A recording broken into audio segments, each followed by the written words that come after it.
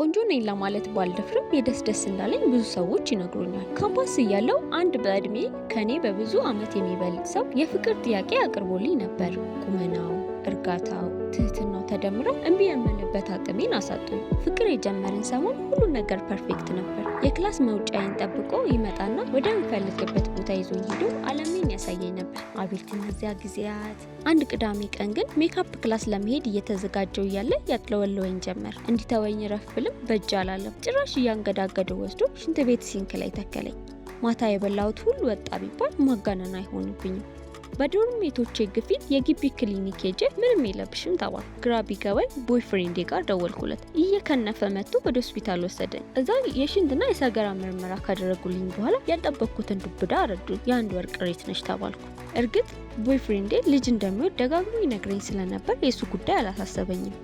ሀሳብ የሆነብኝ የትምህርቴ ጉዳይ ነበር። ያን ያህል የትምህርት ፍላጎት ባይኖረኝም ቤተሰቦቼ ከኔ ቢያንስ ግድግዳ ላይ የሚሰቀል አንድ የምርቃት ፎቶ ይጠብቃሉ። ለሚመጣው አስብበታለሁ። አጠገቤ ያለውን ልጨርስ በሚል እሳቤ ለቦይፍሬንዴ የልጅ አባት ላድርገው መሆኑን አበሰርኩት። የሰጠኝ ምላሽ ግን ከጠበቅኩት ፍጹም የተለየ ነበር። ያ ተጋብተን ግቢያችንን በልጅ ነው የምንሞላው ሲለኝ የኖረው ሰውዬ ዜናው ሲነገረው ፊቱ በአንድ አፍታ አመድ ለበሰ። ከደቂቃ መፋጠጥ በኋላ ብድግ ብሎ መውረድ አለበታለ። እኔስ ስለው አንቺ ምን ትሆኛለሽ? የሀገሩ ሴት ሁሉ እያስወረደ አይደል እንዴ? ያ ሁሉ የነገርከኝ ውሸት ነበር ማለት ነው? እንደፈለግሽ ማሰብ ትችያለሽ። ቆይ ምንድን ነው ምክንያትህ? ምንም አያደርግልሽም፣ እባክህ ንገረኝ ብዬ ብጎተጎተው ይቁረጥልኝ ካልሽ እሺ። እኔ ሚስትና 3 ልጆች አሉኝ። ከሚስቴ ጋር አንድ ጉዳይ አቃቅሩን ወጣ ብዬ ሳማትር አንቺ መረቤ ውስጥ ገባሽ። በቃ ልጅነትሽ ሳበኝ እና ቀረብኩሽ። we had fun in everything።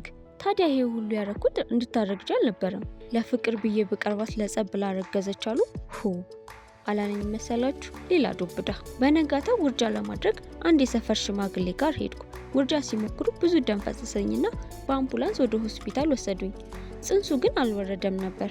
ሐኪሙ ውርጃ ለሞት ሊዳርገኝ እንደሚችል አበክሮ ቢነግረኝም ከዛ በኋላ ጽንሱን ለማስወረድ ያልሞከርኩት ነገር አልነበረም። በረኪና ጠጥቻለሁ፣ ራሴን አስርቤያለሁ፣ በርበሬ የበዛበት ምግብ ሁሉ በልቻለሁ። ግን ልጁ አመፀኛ ነበር። ከጊዜ በኋላ ነገሮች እየጠሩልኝ ሲመጡ ልጁን መውለድና ማሳደግ ካቃተኝ ለድርጅት ሊሰጠው ወሰንኩ። ያኔ ነበር ክትትል የጀመርኩት። በሁለተኛ የክትትል ቀጠሮዬ የደም ምርመራ ያዘዘልኝ ሐኪም አስቀምጦ ትንሽ ከመከረኝ በኋላ በደሜ ውስጥ HIV እንዳለ ነገረኝ። ሌላ ዱብዳ። ልጄ ተወለደ። ድንቡሽ ያለ ህፃን። ክትትል በማድረጌ ልጄ ኔጌቲቭ ነው። አሁንም ግን በጡት ወተት እንዳላሳልፍበት እሰጋለሁ እና ዛሬ ወደ እናንተ እንድደውል ያደረገኝ ይህ ነው። ልጄን እንዴት ላጥፋው? ወይስ ሙሉ በሙሉ ጡት አስቼ የጣሳ ወተት ልስጠው? ታሪኩን የታገኛችሁት? ከኤችአይቪ ቫይረስ ጋር እየኖርኩ ልጄን ጡት ማጥባት እችላለሁ ወይ ነው የደዋያችን ጥያቄ። ጥያቄሽን በጥያቄ ልመልስ።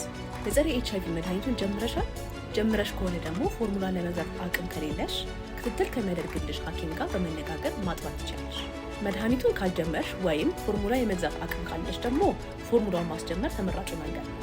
ነገር ግን ሐኪምሽን ሳታማክሪ ምንም አይነት እርምጃ እንዳትወስጂ።